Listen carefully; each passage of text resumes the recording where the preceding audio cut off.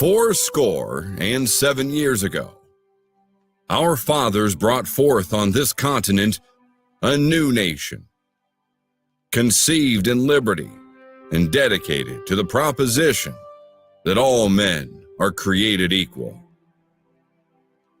Now we are engaged in a great civil war, testing whether that nation or any nation so conceived and so dedicated can long endure. We are met on a great battlefield of that war. We have come to dedicate a portion of that field as a final resting place for those who here gave their lives that that nation might live. It is altogether fitting and proper that we should do this. But in a larger sense, we cannot dedicate, we cannot consecrate, we cannot hallow this ground. The brave men, living and dead, who struggled here have consecrated it, far above our poor power to add or detract. The world will little note, nor long remember what we say here, but it can never forget what they did here. It is for us, the living, rather, to be dedicated here to the unfinished work which they who fought here have thus far so nobly advanced. It is rather for us to be here dedicated to the great task remaining before us, that from these honored dead we take increased devotion to that cause for which they gave the last full measure of devotion. That we here highly resolve that these dead shall not have died in vain. That this nation, under God, shall have a new birth of freedom, and that government of the people, by the people, for the people, shall not perish from the earth.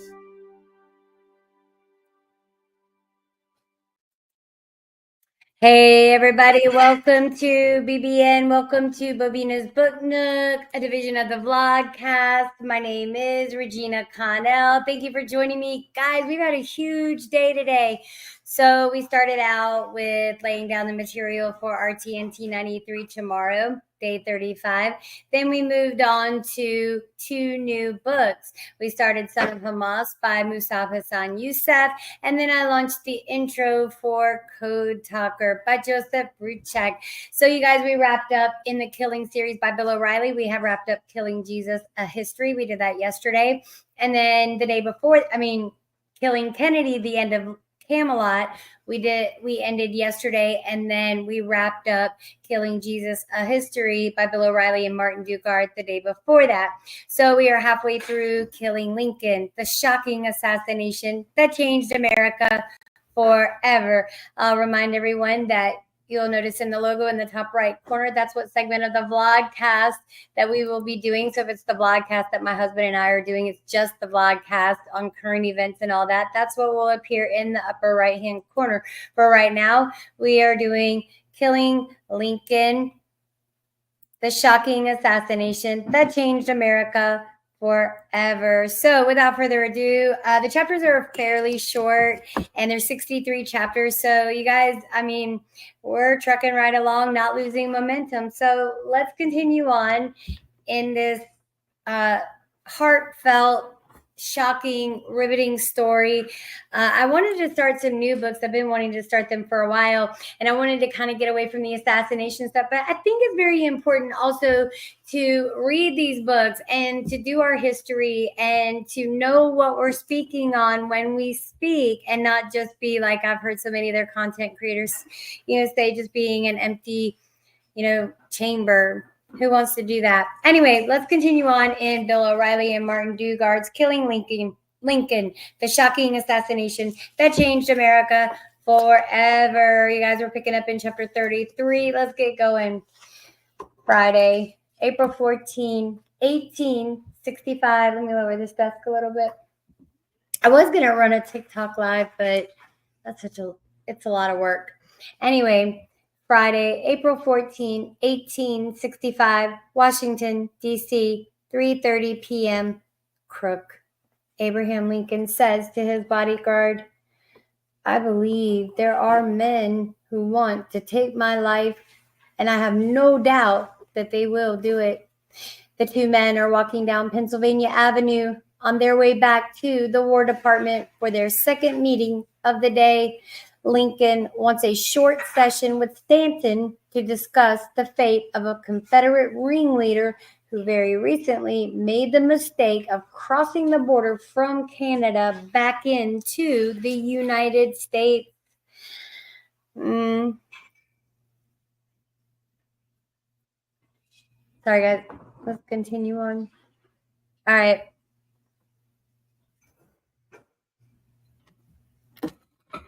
Okay. You're good. Rosie's helping her dad out by doing some dishes and stuff. Okay, let's keep going. Oh,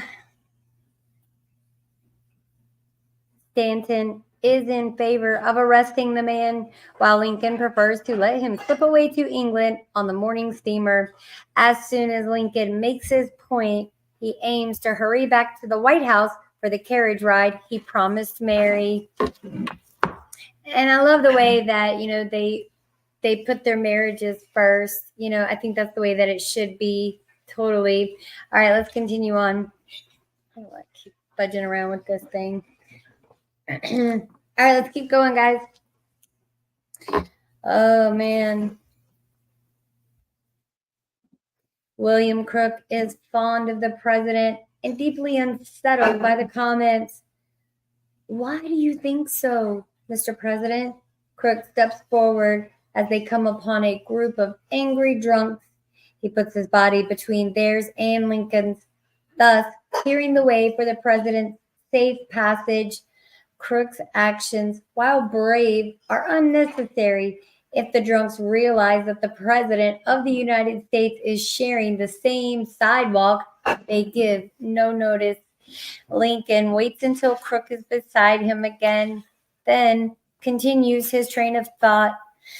Other men have been assassinated, Lincoln says. I hope you are mistaken, Mr. President. I have perfect confidence in those around me, in every one of you men. I know that no one could do it and escape alive, Lincoln says. The two men walk in silence before he finishes his thought. But if it is to be done, it is impossible to prevent it. At the War Department, Lincoln once again invites Stanton and Telegraph Chief Major Thomas Eckert, the man who can break fireplace pokers over his arm, to attend our American cousin that night. Both men turn him down. Once again, Lincoln is upset by their rejection, but he doesn't show it outwardly. The only indication comes on the walk back to the White House when he admits to Crook. I do not want to go, Lincoln says. Lincoln says it like a man facing a death sentence. Give me one moment, I'm going to silence this phone.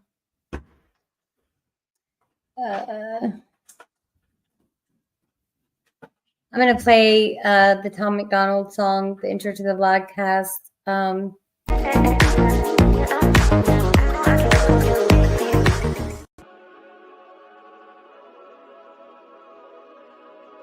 They burning the country down with their progressiveness. It started with changing what gender is, then graduated to your racist if you think that your life matters and your skin don't have melanin. They don't want peace, they want skeletons. They want men to pretend that they're feminine. They don't want an election, they got so offended by freedom that they just try killing the president. I used to think that the woke were misguided, but now I can see that they're evil. Twitter is angry that Trump isn't dead. You know who got shot? Innocent people. Thought y'all were tolerant, thought we were equals. I thought you valued how everyone feels. All right, guys, sorry about that. We're back. So anyway, let's continue on. I'm recording, Rosie. Please stop. Okay, but can you wait, please? Is it direly important that you do this right this second? Please wait. Can you wait? Thank you. It's the button on the far right. Did you put some stuff in there? Dishes, I put the cube in there. Okay, is it shut all the way?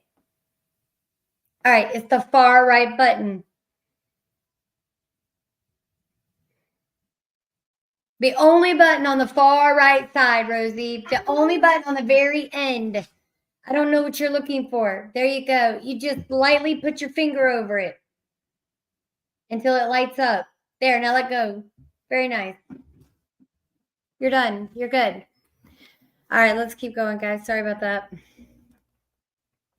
Inside the White House, Lincoln is pulled into an unscheduled last-minute meeting that will delay his carriage ride. Lincoln hides his exasperation and dutifully meets with New Hampshire Congressman Edward H. Rollins. But as soon as Rollins leaves, yet another petitioner begs a few minutes of Lincoln's time.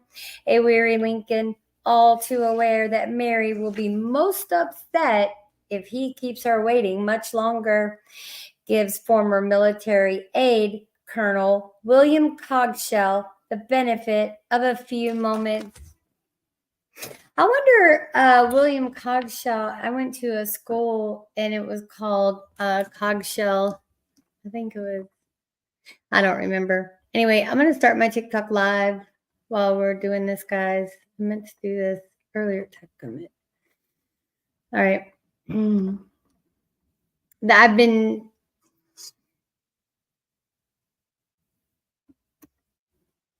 set the age over 18. Stop. Here we go. There we go. The age of 18. Okay. All right. So let's continue on. And I'll let my TikTokers know. Hey, everybody. Welcome to House Connell. I am so sorry. I forgot about you, TikTok. All you TikTokers, fellow Trek Truckers, and yes, even all you Trick Truckers out there. So you guys, we are reading Killing Lincoln, The Shocking Assassination That Changed America Forever. We're reading chapters 33 through 35, and then I am done for the day. I'm doing my pre-record. I'm doing it as a pre-record on StreamYard, and then I'll set it out as a launch and an instant premiere on all 4 of the platforms that I stream on simultaneously via powered by StreamYard. You guys, I thank you so much, and let's continue on. All right. Finally, Lincoln marches down the stairs and heads for the carriage. He notices a one-armed soldier standing off to one side of the hallway and overhears the young man tell another, "I would almost give my other hand if I could shake that of Lincoln." Only then does Lincoln say his farewells and step outside. Lincoln can't resist. "You shall do that, and it shall cost you nothing, boy," he exclaims, smiling broadly as he walks over and grasps the young man's hand.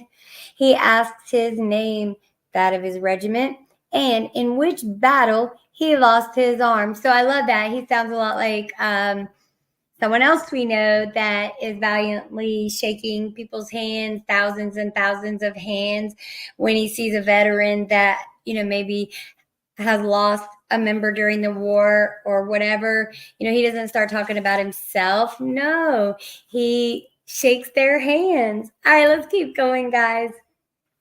All right, so we are Killing Lincoln, The Shocking Assassination That Changed America Forever by Bill O'Reilly and Martin Dugard. Let's carry on, guys. We persevere. So he shakes the soldier's hand. That's amazing. Only then does Lincoln say his farewells and step outside. He finds Mary waiting at the carriage. She's in a tentative mood. They've spent so little time alone in the past few months that being together, just the two of them, feels strange. She wonders if Lincoln might be more comfortable if they brought some friends along for the open air ride. "I prefer to ride by ourselves today," he insists. Lincoln helps her into the barouche and then is helped up from the gravel driveway to take his seat beside her. The four-wheeled, horse-drawn carriage features 2 facing double seats for passengers and a retractable roof. The driver sits in a box seat up front. Lincoln opts to keep the roof open. Then covers their laps with a blanket, even though the temperature is a warm 68 degrees. The war has been hard on their marriage. Mary is delighted beyond words to see that Lincoln is in a light-hearted mood. She gazes into her husband's eyes and recognizes the man who once courted her. Dear husband, she laughs, you startle me by your great cheerfulness. I have not seen you so happy since before Willie's death. And well, I may feel so, Mary. I consider this day. The war has come to a close. The president pauses. We must both be more cheerful in the future. Between the war and the loss of our darling Willie, we have been very miserable. Coachman Francis Burns guides the elegant pair of black horses down G Street. The pace is a quick trot. Behind them ride two cavalry escorts, just for safety. The citizens of Washington are startled to see the Lincolns out on the town. They hear loud laughter from Mary as the barouche passes by and see a grin spread across the president's face. When a group calls out to him as the carriage turns onto New Jersey Avenue, he doffs his trademark stovepipe hat in greeting. Throughout the war, Lincoln has stayed in the moment, never allowing himself to dream of the future. But now he pours his heart out to Mary, talking about a proposed family trip to Palestine, where he is most curious about the Holy Land. And after he leaves office, he wants the family to return to their roots in Illinois, where he will once again hang out his shingle as a country lawyer. The Lincoln and Herndon sign has never been taken down at Lincoln's specific request to his partner. Mary, Lincoln says, we have had a hard time of it since we came to Washington, but the war is over, and with God's blessing, we may hope for 4 years of peace and happiness, and then we will go back to Illinois and pass the rest of our lives in quiet. We have laid by some money, and during this term, we will try to save up more. The carriage makes its way to Navy Yard, where Lincoln steps on board USS Montauk. His intent is just a cursory peek at the storied ironclad with its massive round turret constituting the deck's superstructure. But soon its crew mobs Lincoln, and he is forced to politely excuse himself so that he can return to Mary. Unbeknownst to Lincoln, the Montauk will soon serve another purpose. Lincoln offers a final salute to the many admirers as Coachman Burns turns the carriage back toward the White House. It's getting late, and the Lincolns have to be at the theater. John Wilkes Booth is expecting them. Oh, all right, guys, if you're just now joining me, my name is Regina Connell. In addition to running this TikTok live, I'm also running a live through stream, or I'm recording actually to launch a live. Welcome to Bobina's Book Nook, a division of the Vlogcast. My name is Regina Connell. Thank you for joining me, guys. We're reading Killing Lincoln, The Shocking Assassination That Changed America Forever by Bill O'Reilly and Martin Dugard. You guys, I thank you so much for joining me. Hang tight, and we've got 2 more chapters to read, and then I'm done for the day, guys. All right, chapter 34. Let's hit it. Friday, April 14, 1865, Washington, D.C., 7 p.m. William Crook stands guard outside Lincoln's office door. The 26-year-old policeman and presidential bodyguard has had a long day, having arrived at the White House at precisely 8 a.m. His replacement was supposed to relieve him 3 hours ago, but John Parker, as always, is showing himself to be lazy and unaccountable. Crook is deeply attached to Lincoln and frets about his safety. How this drunken slob Parker was designated as the president's bodyguard is a great mystery. But Crook knows that the president does not involve himself in such things. After their carriage ride, the Lincolns eat dinner with their sons, and then Crook walks the president back to the War Department for a third time to see if General Sherman has sent a telegraph stating the disposition of his troops in the South. Lincoln has become so addicted to the telegraph's instant news from the front that he still can't let go of the need for just one more bit of information. Man, that sounds like us today, doesn't it, on the internet and social media? Wow, even though the prospect of another great battle is slim. Then Crook walks back to the White House with Lincoln, his eyes constantly scanning the crowds for signs that someone means his employer harm. He remembers well the advice of Ward Hill Lemon, the walrus-mustached, self-appointed head of Lincoln's security detail, that Lincoln should not go out at night under any circumstances, especially to the theater. Lemon had added, but tonight Lincoln is going to the theater, and it's no secret. The afternoon papers printed news about him attending Our American Cousin with General Grant and their wives, almost as if daring every crackpot and schemer with an anti-North agenda to buy a ticket. Indeed, ticket sales have been brisk since the announcement, and recent outpourings of affection notwithstanding, Lincoln's status as the most hated man in America certainly means that not everyone at Ford's will be there out of admiration for the president. Lincoln, however, doesn't see it like that. Even though Mary says the carriage ride gave her a headache that has her second-guessing the night out, the president feels obligated to go. He might feel differently if he hadn't missed the grand illumination last night.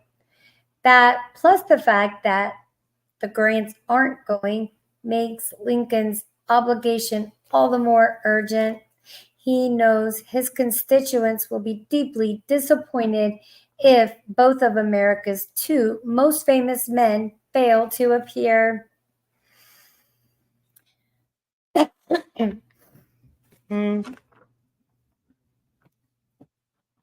Wow. We don't realize the demands that we put on people that we elevate, I don't think. I don't know. And the ones that are elevated, man, come on. Don't we have a responsibility to those that elevated us to be respectful? And I don't know. Anyway, let's keep going. Pretty good, pretty good. And then there's the minor issue of disappointing the Grant's last-minute replacements. Just when it seemed like everyone in Washington was terrified of attending the theater with the Lincolns, Mary found guests. The minor diplomat, Major Henry Reed Rathbone, and his fiancée and stepsister, Clara Harris, who watched Lincoln's speech with Mary 3 nights before. Mary is deeply fond of Clara, the full-figured daughter of Senator Ira Harris of New York. They enjoy an almost mother-daughter relationship. Just as important, Major Rathbone is a strapping young man who saw service during the war. He has the sort of physical presence Lincoln might need in a bodyguard, should such services be required. The president doesn't know either of them. When he receives the news that this unlikely couple would be their guests, he was enjoying a quiet dinner with Tad and Robert. Lincoln's response was neither joy nor disappointment, but merely a silent nod of acknowledgement. William Crook is a straightforward cop, not one to search for conspiracies or malcontents where none exist. Yet the bodyguard in him wonders about the tall, athletic Rathbone and whether or not he poses a security risk. What better way to kill the president than shooting him in his own box during the play? Finally, Crook hears feet thudding up the stairs. Parker ambles down the hallway, patting the bulge in his jacket to show that he is armed. He is a 34-year-old former machinist from Frederick County, Virginia, and the father of 3 children. Parker served in the Union Army for the first 3 months of the war, then mustered out to rejoin his family and took a job as a policeman in September 1861, becoming one of the first 150 men hired when Washington, D.C. formed its brand new Metropolitan Police Department. See what that's become of now. So 1861 was when the first Washington Metropolitan Police Department was formed. Throughout his employment, Parker's one distinguishing trait has been an ability to manufacture controversy. He has been disciplined for, among other things, swearing at a grocer, swearing at a supervising officer, and being drunk and disorderly in a house of prostitution. Now, I gotta say, sounds a lot like the officer that was the murderer in the Sonia Massey shooting. Does it not? Let's keep going. At his trial, the madam testified that not only was Parker drunk and disorderly, but that he had been living in the warehouse for 5 weeks before the incident. Apparently, the authorities chose to ignore that testimony. The trial took place before a police board rather than in the criminal courts. The board found no wrongdoing by Parker and quickly acquitted him. See how disgusting y'all were corrupt from the beginning. Let's keep going. And so Parker continued his questionable behavior as a police officer, might I add. He appeared before the police board just 2 weeks later for sleeping on duty. 90 days after that, another police board, this time for using profane language to a private citizen.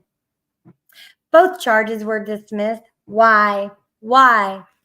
His innocence proven again and again. Parker had no qualms about putting his name into the pool when, late in 1864, the Metropolitan Police Department began providing White House bodyguards. It was prestigious duty and kept him from being drafted back into the Army. Mary Lincoln herself wrote the letter exempting him from service. So far, the only blemish on Parker's record while serving the president is a penchant for tardiness, as Crook knows all too well. So when Parker finally appears several hours late for his shift, not just minutes, but hours late, Crook is upset but not surprised. Crook briefs Parker on the day's events, then explains that the presidential carriage will be stopping at 14th and H to pick up Major Rathbone and Miss Harris. The presence of 2 additional passengers means that there will be no room for Parker. "You should leave 15 minutes ahead of the president," says Crook, pointing out that Parker will have to walk to Ford's Theater and that he should arrive before the presidential party in order to provide security. Sorry, my eyes went wacko.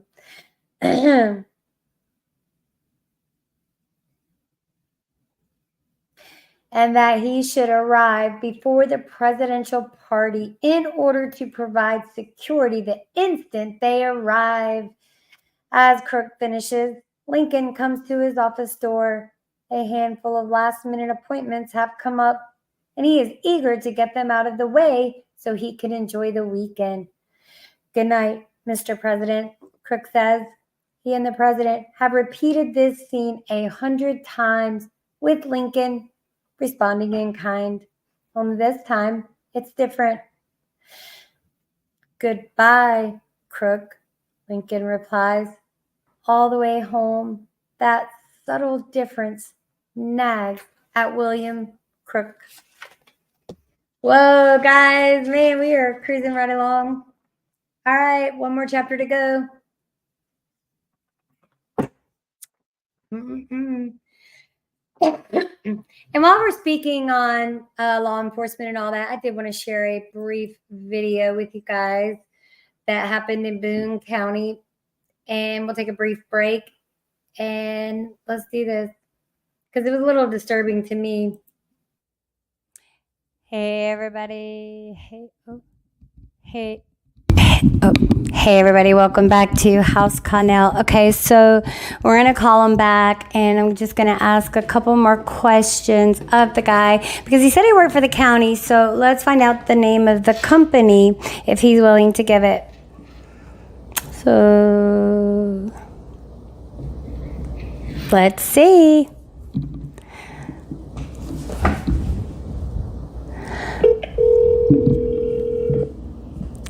Oh no. Boone County Control. Hey, Boone County Control. Is this operator 0990 again? This is operator 990. Yes, ma'am. Oh, operator 990. Thank you. So just one last question. You said you work for Boone County. Boone County what? Is there a company name just other than Boone County? Is it? I work for Boone County Emergency Management. Emergency Management. Perfect. And is there a phone number to Boone County Emergency Management? Or do you have a website? Ma'am. Okay, this is the second time you've called. What exactly are you needing? Well, I'm just trying to find out more about our sheriff. What is your name? What operator number are you? I'm 973. 9973. Is that what you said?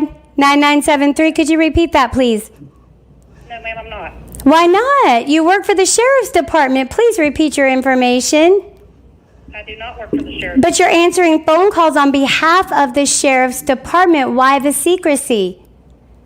Okay, ma'am. Ma'am, what is your badge number, ma'am? This is 911. Do you have an emergency? This is not 911. This is an outside entity. This has nothing to do with any kind of office. Who do you work for?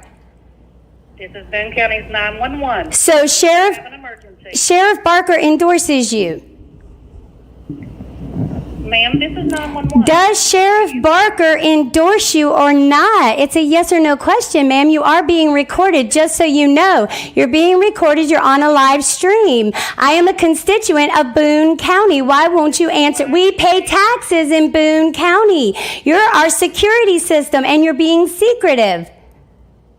No, ma'am. You are. What is your badge number or your operator number? I have 990. What is your operator number, ma'am? Boone County's 911. Do you have an emergency?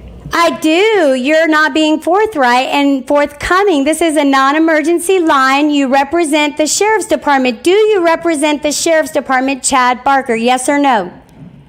Okay, ma'am, this is 911. Do you? Why won't she give me a direct answer? Okay, I'll just take it up with the sheriff then. Thank you.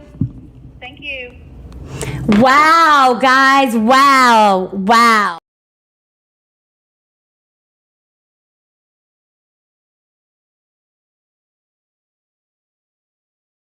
What you doing? Hey. I saw you were on, so I figured I'd come in and say hi. I love you. You want to run the room for me for a minute while I finish this last page and a half, this last chapter of Killing Lincoln? I'm doing a StreamYard recording. I'll stay right with you, girl. I love you. Thank you so much. All right. Thank you. All right. Give me just a moment. All right, guys. So my wonderful friend Brenda Lee from TikTok, you guys, you should follow her, Brenda Lee. Wait, let me get the whole thing. Anyway, I'll get it in a minute. I'll tell you. I'll put her name and stuff so you can give her a follow. All right, guys, let's continue on. We're in the last chapter, chapter 35 in Killing Lincoln, the shocking assassination that changed America forever. And then this is the last reading I'm doing today because we're already ahead for tomorrow. TikTok fam, you got to hang with me while I lay down tomorrow's material for our TNT 93. Read the New Testament in 93 days. All right, guys, let's continue on. Chapter 35. Friday, April 14, 1865, Washington, D.C., 8 p.m. As Lincoln is bidding farewell to William Crook, Booth is gobbling down a quick dinner in the National Hotel's dining room. Food, sleep, and adrenaline have him feeling sober once more. Our American cousin starts at 8, and his plan will go into action shortly after 10 p.m. If all goes well, any residual effects of the afternoon's alcohol will have worn off by then. In fact, Booth is feeling so good that he starts drinking again. What he is about to do is very grave indeed.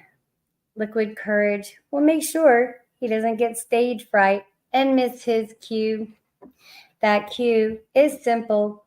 There is a moment in the third act when the actor, Harry Hawk, playing the part of Asa Trenchard, is the only person on stage.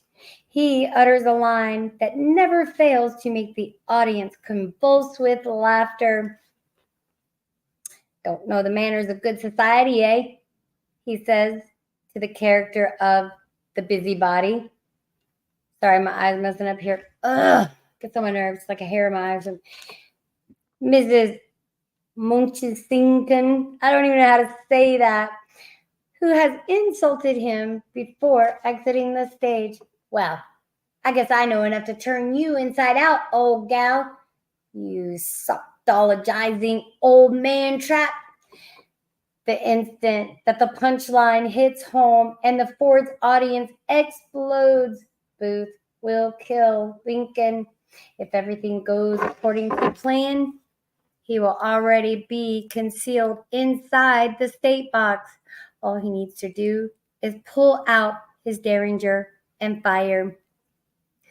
Booth will toss the pistol aside after shooting Lincoln, then use his Bowie knife to battle his way out if cornered. His plan is to keep moving forward at all times, forward from the back wall of the box, forward to Lincoln's rocking chair, forward, up, and over the railing, and then down onto the stage, forward to the backstage door, forward to Maryland, and then forward all the way to Mexico, exile and safety. But Booth will stop for an instant in the midst of all that rapid movement. The actor in him cannot resist the chance to utter one last bold line from center stage.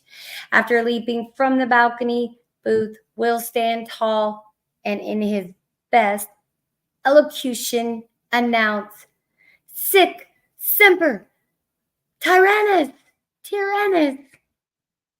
Thus, always two tyrants.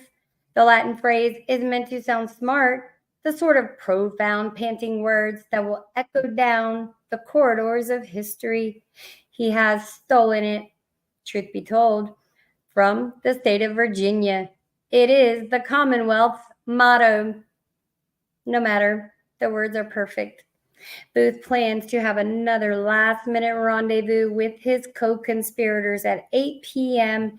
He returns to his room and polishes his Derringer, then slips a single ball into the barrel. The gun goes into his pocket. Into his waistband goes the Bowie knife in its sheath. Outside, he can hear Washington coming to life once again. With still more the endless post-war parties, bonfires, and street corner sing-alongs that annoy him to no end, Booth packs a small bag with a makeup pencil, false beard, false mustache, wig, and a plaid muffler. As he is about to leave the hotel on his deadly errand, he realizes that his accomplices might be in need of firearms. So he slips a pair of revolvers into the bag.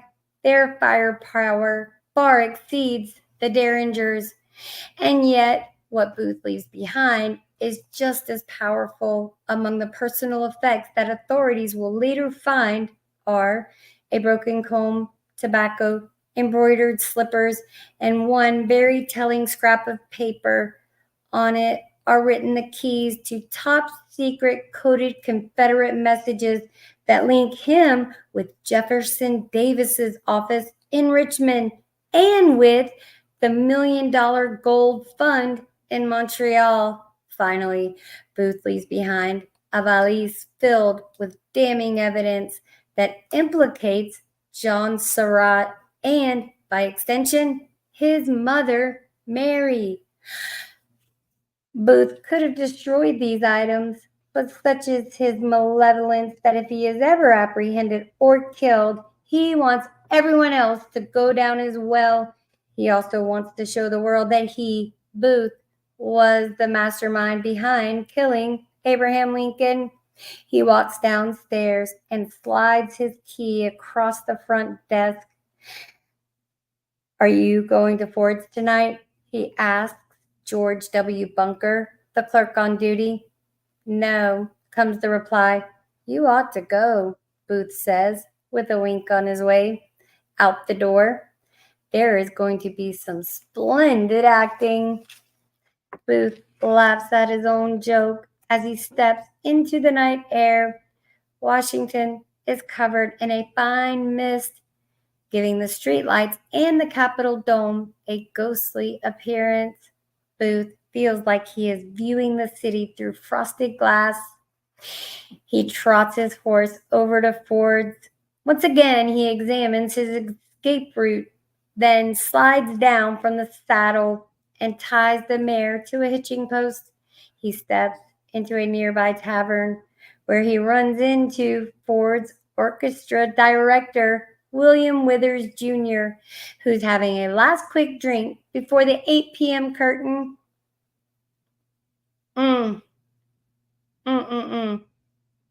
Wow, this is crazy.